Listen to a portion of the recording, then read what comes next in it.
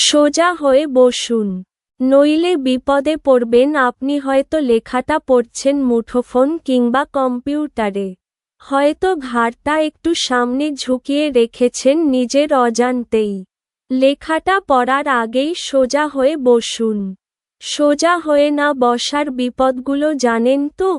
এই বিষয়ে রাফিয়া আলমকে জানিয়েছেন স্কয়ার হাসপাতাল লিমিটেডের মেডিসিন বিভাগের অ্যাসোসিয়েট কনসালট্যান্ট ডা. তাসনোভা মাহিন। আমাদের মেরুদণ্ড স্বাভাবিকভাবেই কিছুটা ঢেউ খেলানো। আমরা যখন সোজাভাবে থাকি, তখন এই স্বাভাবিক গড়নটা বজায় থাকে। ঝুঁকে বসাটা সাময়িকভাবে আরামদায়ক মনে হলেও আদতে তা বিপজ্জনক এক অভ্যাস।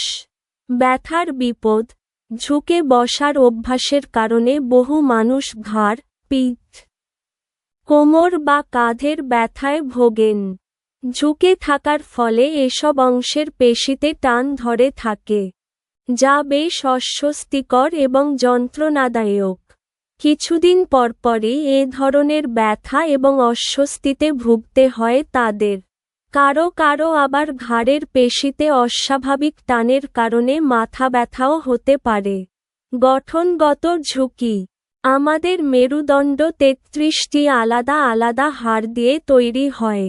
এসব হাড়ের মাঝে যেসব জয়েন্ট বা জোড়া থাকে, সেসব ক্ষতিগ্রস্ত হতে থাকে ঝুঁকে থাকার অভ্যাসের কারণে। আর স্বাভাবিকভাবেই বয়সের সঙ্গে সঙ্গে হাড়ের ঘনত্ব কমতে থাকে। তাই একসময় অল্প আঘাতেই এসব হাড় বা জয়েন্ট খুব বেশি ক্ষতিগ্রস্ত হতে পারে। বিশেষত একটু ভারী কিছু তোলার সময় এমন ক্ষতির আশঙ্কা থাকে। ঝুঁকে কাজ করার আরেকটি মারাত্মক ঝুঁকি হল এই অভ্যাসের কারণে একসময় পুরো মেরুদণ্ডের গড়নটাই সামনের দিকে ঝুঁকে যেতে পারে। অর্থাৎ কুঁজো হয়ে যেতে পারেন আপনি। জীবনধারায় নেতিবাচকতা। সামনে ঝুঁকে থাকার প্রবণতা কারণে দেহের বিভিন্ন অংশের পেশিতে টান ধরে থাকে। তুলনামূলক কম কাজ করলেও পেশি টান ধরে থাকার ফলে আপনি ক্লান্ত বা অবসন্ন বোধ করতে পারেন। ঝুঁকে থাকলে আপনাকে দেখেও মনে হতে পারে